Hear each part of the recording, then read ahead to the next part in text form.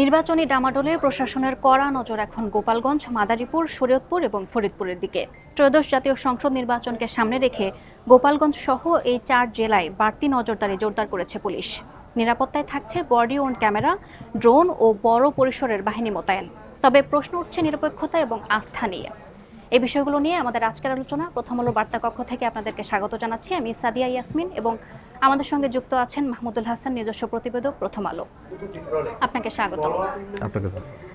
ত্রয়োদশ জাতীয় সংসদ নির্বাচনকে সামনে রেখে গোপালগঞ্জ, মাদারীপুর, শরীয়তপুর এবং ফরিদপুর এই 4 জেলায় বাড়তি নজরদারি জোরদার করেছে পুলিশ। কি কি বাড়তি নিরাপত্তা আসলে নেওয়া হয়েছে এবং বাড়তি নিরাপত্তা কি আসলে ভোটারদের আস্থা বাড়াবে নাকি ভয় তৈরি করবে? দেখুন, নির্বাচনী নিরাপত্তার ক্ষেত্রে একটি গুরুত্বপূর্ণ ব্যাপার হচ্ছে যে কেন্দ্রের নিরাপত্তা। কোন কেন্দ্রটা বা কোন অঞ্চলটা যে ঝুঁকিপূর্ণ সেভাবেই মূলত নিরাপত্তা ব্যবস্থা নির্ধারণ করা হয়।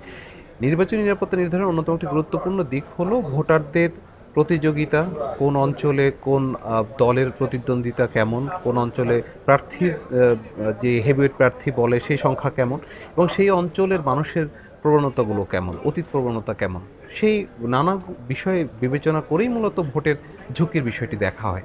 এবারে নির্বাচনে এসে যেটি হয়েছে, আপনি যে 4টি জেলার কথা বললেন, এই 4টি জেলার নাম মূলত এসছে, আপনি জানেন যে এই 4টি জেলাকে গোপালগঞ্জ, ফরিদপুর, মাদারীপুর, শরীয়তপুর সাধারণত এটা আওয়ামী লীগ অধ্যুষিত এলাকা হিসাবে বলা হয়ে থাকে। ফলে যেটি হয়েছে, যেহেতু এবারে নির্বাচনে আওয়ামী লীগ নেই এবং আপনি জানেন যে 5ই আগস্টের পরে 2024 সালে 5ই আগস্টের পরে কিন্তু গোপালগঞ্জে সেনাবাহিনীর উপর একটা হামলার ঘটনা ঘটেছিল। পরবর্তীতে গত বছর জুলাইয়ে এনসিপির সমাবেশ ঘিরে হামলা, সংঘর্ষ এবং সহিংসতার ঘটনা ঘটেছিল।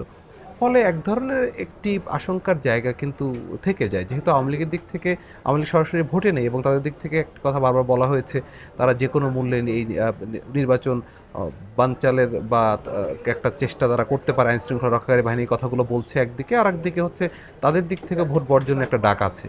দুটো দিক মিলিয়ে এই অঞ্চলগুলো নিয়ে, বিশেষ করে 4টি জেলা নিয়ে এক ধরনের একটি ভয় বা আশঙ্কার জায়গা আইন শৃঙ্খলা রক্ষাকারী বাহিনীর মধ্যে আছে এবং সে কারণেই তারা এই 4টি জেলাকে একটু বাড়তি নজরদারির আওতায় রাখতে চায়, যেন সেখানে ভোটাররা নির্বিঘ্নে ভোট দিতে পারে এবং ভোট দিয়ে তারা যেন বাড়ি ফিরতে পারে। কি কি বাড়তি নিরাপত্তা আসলে নিয়েছে এবং এই নিরাপত্তা কি ভোটারদের আস্থা বাড়াবে নাকি এটি ভয় তৈরি করবে তাদের মধ্যে? দেখুন, নিরাপত্তার জায়গাটি একটি হলো যে ভোট কেন্দ্রিক সারা দেশেই যে নিরাপত্তা ব্যবস্থা সেটিই তো বাড়ানো হচ্ছে এবং সেখানে পুলিশের পাশাপাশি সেনাবাহিনী থাকবে, র্যাব থাকবে, বিজিবি থাকবে, আনসার থাকবে এবং সকল বাহিনী এবং গোয়েন্দা সংস্থাগুলো তাদের সমন্বিত একটি নিরাপত্তা ব্যবস্থা কিন্তু সারা দেশেই নেওয়া হয়েছে। গোপালগঞ্জের ক্ষেত্রেও চিত্রটি একই। সেখানেও আমরা দেখছি যে সেখানে একদিকে ভোটের নিরাপত্তার জন্য বা গোপালগঞ্জ, মাদারীপুর, ফরিদপুরে এই সকল বাহিনীর মোতায়েন থাকবে। পাশাপাশি নজরদারি বাড়ানোর জায়গাটি হলো যে কোন কোন জায়গাগুলো বা কোন কোন অঞ্চলগুলো, সেই এলাকার মধ্যে কোন কোন জায়গাগুলো ভোটারদের জন্য ঝুঁকিপূর্ণ হয়ে উঠতে পারে, সেই জায়গাগুলোতে বাড়তি ফোর্স মোতায়েন করা বা আইন শৃঙ্খলা রক্ষাকারী বাহিনীর অতিরিক্ত সদস্য মোতায়েন করা। তারপর হচ্ছে যে গোয়েন্দা নজরদারি বৃদ্ধি করা, কেউ কোনো নাশকতার চেষ্টা করছে কিনা সেটি নিশ্চিত করা, ভোটারদের কেউ হুমকি দিচ্ছে কিনা বা কেউ হুমকি কারণ হচ্ছে কিনা সেটি নিশ্চিত করা। সেই দিকগুলোই মূলত বিবেচনায় নিয়ে এই 4 জেলার যে নিরাপত্তা ব্যবস্থা সেটি সাজানো হয়েছে এবং পুলিশকে বলা হয়েছে যে সংশ্লিষ্ট জেলার যারা পুলিশ সুপার আছেন তারা নিয়মিত তাদের এখানে যে ঝুঁকিগুলো সেগুলো নিরূপণ করে তারা হচ্ছে পুলিশ সদর দপ্তরে পাঠাবেন। পুলিশ সদর দপ্তর তাহলে সহজেই সেখানে আরও নতুন কোনো পরিকল্পনা করতে হবে কিনা, আইন শৃঙ্খলা রক্ষাকারী বাহিনীর বাড়তি আর কি কি কাজ করা যায় সেই জায়গাগুলো করতে পারবে কিনা, সেই জায়গাগুলো তখন তারা নিশ্চিত হতে পারবে। প্রথম আলোতে প্রকাশিত আপনার একটি প্রতিবেদন এই সংক্রান্ত আমরা দেখেছি। তাতে বলা হয়েছে বডি অন ক্যামেরা ব্যবহার করা হবে। এটার ফুটেজ আসলে নিয়ন্ত্রণ করবে কে এবং এর নীতিমালা আসলে কি?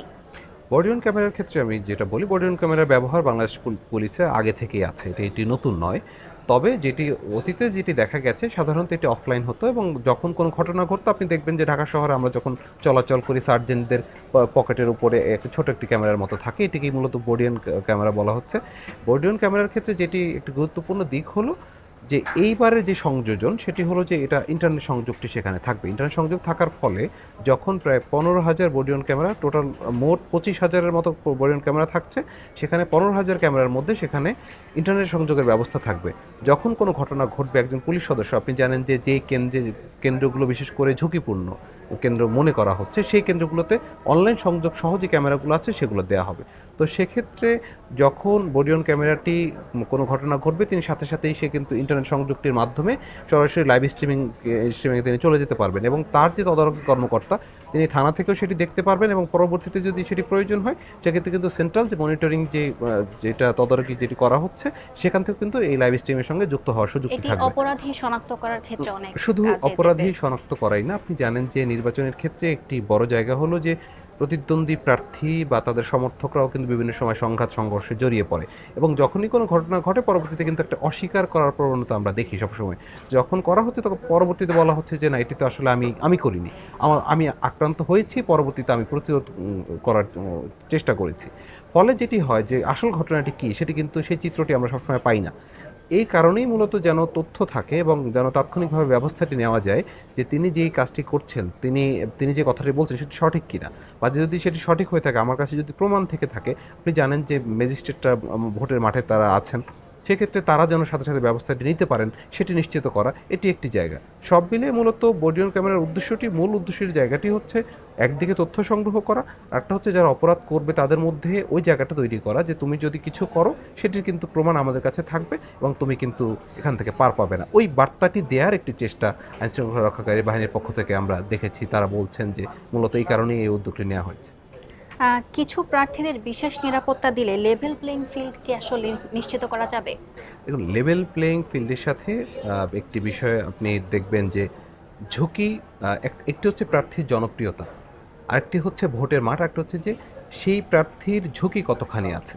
আপনি দেখবেন যে কোনো একটি আসনে হয়তো আমরা আপাত দৃষ্টিতে যেটি দেখছি যে সবচেয়ে জনপ্রিয় প্রার্থীরও নিরাপত্তা দেওয়া হচ্ছে না। আবার হয়তো তার থেকে একটু কম জনপ্রিয় প্রার্থী তারও নিরাপত্তা দেওয়া হচ্ছে। আবার কোথাও কোথাও হয়তো দুজনকেই দেওয়া হচ্ছে।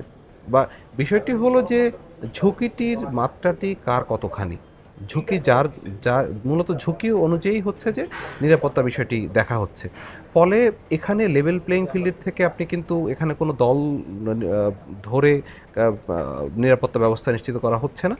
বরঞ্চ যারা ভালনারেবল এবং যারা ঝুঁকিপূর্ণ যাদেরকে মনে করা হচ্ছে সেই প্রার্থীদেরকেই এখানে ডাকা হচ্ছে, এবং তারাই মূলত আসছেন এবং তাদেরকেই মূলত নিরাপত্তার ব্যবস্থা দেওয়া হচ্ছে। এখন আপনি দেখবেন যে দুটি দলের শীর্ষ নেতাকে তাদেরকে কিন্তু সরকার প্রোটোকল দিয়েছে, আবার তাদের বাসার নিরাপত্তার ব্যবস্থা করেছে, আবার তাদের সাথে সার্বক্ষণিক গানম্যানও থাকছে। মানে যে তিনটি ধরনের নিরাপত্তা ব্যবস্থা, সেই তিন ধরনের নিরাপত্তা ব্যবস্থায় কিন্তু তারা নিশ্চিত করছে দুটি দলের ক্ষেত্রে আমরা দেখেছি।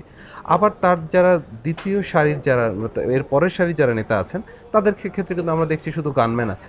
এখন আবার একটি দলের শীর্ষ নেতা তিনি বলেছেন যে আমার বাসার নিচে পুলিশ প্রহরার প্রয়োজন নেই।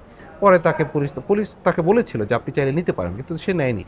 এইরকম অনেকগুলো ঘটনা আছে। ফলে এখানে লেভেল প্লেইং ফিল্ডের ক্ষেত্রে এটি গুরুত্বপূর্ণ নয়, বরঞ্চ হচ্ছে যে আপনি যে প্রশ্নটি করেছিলেন যে ভোটারদের মধ্যে কি আস্থার আস্থা জায়গাটি তৈরি হবে হবে নাকি ভয়? ভোটারদের মধ্যে ভয় তৈরি হবে। দেখেন, ভোটার যখন কেন্দ্রে যাওয়ার ক্ষেত্রে তখন তার মধ্যে সেই আস্থার জায়গাটা তৈরি হবে কখন, যে আমাকে কেউ ভোট দিতে গেলে আমাকে কেউ বাধা দিবে না, আমি নির্বিঘ্নে ভোটটি দিতে যেতে পারবো, আমি আমার মতামত প্রকাশ করলে সেটির জন্য কেউ বাধা হয়ে দাঁড়াবে না। যখন এই পরিস্থিতিটি তৈরি হবে তখন কিন্তু ভোটারের মধ্যে একজন ভোটার আশ্বস্ত হবেন এবং তিনি মনে করবেন যে আমি এখানে নিশ্চিন্তে ভোট দিতে যেতে পারি, আমাকে এখানে আটকানোর মতো কেউ নেই। আরেকটি হলো যে যখন এই ধরনের সহিংসতার ঘটনাগুলো ঘটবে, যখন হুমকির ঘটনাগুলো ঘটবে, আপনি দেখেন আমাদের যে নির্বাচন ব্যবস্থা, এই নির্বাচন ব্যবস্থাগুলো থেকে আমরা দেখেছি যে অতীতের সকল নির্বাচনেই কিন্তু সহিংসতার ঘটনা বিভিন্নভাবে আছে, এবং বিগত আওয়ামী লীগ সরকারের সময় যে নির্বাচনগুলো সেই সময়ও কিন্তু এই ঘটনাগুলো ঘটেছে। ফলে যেটি হয়েছে যে নির্বাচন ঘিরে এই ধরনের সহিংসতার ঘটনাগুলো নতুন নয়, কিন্তু ভোটারদের মধ্যে আস্থা ফেরানো এবং আইনশৃঙ্খলা রক্ষাকারী বাহিনী যে তাদের পাশে আছে সেটি বোঝানো খুবই জরুরি। এ কারণেই মূলত এই নিরাপত্তা ব্যবস্থাগুলো নেওয়া হয়েছে। আমরা দেখেছি ভাড়াটে কিলার শুটারদের তালিকা এখন তৈরি করা হচ্ছে, কিন্তু প্রশ্ন হলো এতদিন কেন আসলে এই তালিকা ছিল না? নির্বাচন সামনে আসতেই কেন হঠাৎ করে তালিকা তৈরির প্রয়োজন দেখা দিল? ভাড়াটে শুটারের বিষয়টি যেটি এসছে, আপনি দেখেন যে ঢাকা ৮-এর যে একজন সম্ভাব্য যে প্রার্থী ছিলেন ইনকিলাব মঞ্চের মুখপাত্র শহীদ ওসমান হাদির, তার যে গুলি করে তাকে হত্যার ঘটনাটি, সেই ঘটনার পর কিন্তু প্রার্থীদের নিরাপত্তা নিয়ে একটি নতুন করে একটি উদ্বেগের জায়গা তৈরি হয়েছে, এবং আরেকটি জায়গা সেখানে এসছে যে টার্গেট কিলিংয়ের ঘটনাগুলো কি ঘটছে কিনা, তাহলে সেটা কিভাবে হচ্ছে, তখন অন্যান্য প্রার্থীদের নিরাপত্তা নিয়েও একটি কথা এসছে এবং রাজনৈতিক দলগুলোর পক্ষ থেকে বারবার বলা হয়েছে যে আমাদের প্রার্থীদের নিরাপত্তার তাহলে কি হবে, এবং এই ঘটনার কারণে আদতে সবাই এক ধরনের ঝুঁকির মধ্যে পড়ে গেল। তখনই মূলত এসছে যে টার্গেট কিলিংয়ের বিষয়টি। আর টার্গেট কিলিংয়ের বিষয়টি যখন আসবে সেখানেই সাধারণত পেশাদার যারা শুটার থাকেন এবং যারা হচ্ছে অস্ত্রধারী থাকেন তারাই কিন্তু টার্গেট কিলিংয়ের ঘটনাগুলোর সাথে সম্পৃক্ত থাকেন। সব পুলিশের মধ্যে সবসময় যারা অস্ত্রধারী আছেন বা এই ধরনের সম্ভবত তাদের মধ্যে এক ধরনের তালিকা করা, তাদেরকে ধরার একটা চেষ্টা থাকে, কিন্তু যেহেতু নির্বাচনের এই কাছাকাছি সময়ে এসে এই ঝুঁকিটি বেড়েছে এবং গোয়েন্দা তথ্য হচ্ছে যে এই ঘটনাগুলো বাড়তে পারে সামনে আরও, যদি এই ঘটনাগুলো আরও বেড়ে যায় সেক্ষেত্রে এটি কীভাবে সামাল দেওয়া হবে সে কারণেই মূলত এই তালিকাটি করা হয়েছে। তালিকাটি ধরে এক ধরনের অভিযান আছে, বাট এই তালিকার বাইরেও যে অভিযান নেই বা বাইরে চেষ্টা নেই সেটি নয়, এর বাইরেও এক অভিযান এর আগে থেকেও চলমান ছিল। যারা পেশাদার সন্ত্রাসী, বিশেষ করে সীমান্ত এলাকাতেও এক ধরনের নজরদারি করা হয়েছে, যেন কেউ এখান থেকে কোনো ঘটনা ঘটিয়ে এসে যেন দেশের বাইরে যেতে না পারে, তাকে যেন আইনের আওতায় আনা যায় সেই চেষ্টাটিও ছিল। তো সে কারণেই মূলত নির্বাচনের আগে এই তালিকাটি করা হয়েছে এবং এই তালিকা ধরে অভিযান চলছে, কিন্তু এই তালিকার মধ্যেই যে তারা সীমাবদ্ধ আছে সেটি নয়, বরঞ্চ এর বাইরে যারা পেশাদার শুটারদের বাইরে যে ধরনের ঝুঁকির জায়গাগুলো আছে তারাও একইভাবে ওই জায়গাগুলোতেও কিন্তু নজর দিচ্ছে। আপনাকে অসংখ্য ধন্যবাদ আমাদের সঙ্গে যুক্ত হওয়ার জন্য। আপনাকে ধন্যবাদ। দর্শক, এই ছিল নির্বাচনকে ঘিরে গোপালগঞ্জ সহ 4 জেলায় পুলিশের বাড়তি নজরদারির বিষয়গুলো নিয়ে আমাদের আজকের আলোচনা। এতক্ষণ সঙ্গে থাকার জন্য ধন্যবাদ। থাকুন ভালোর সাথে, আলোর পথে।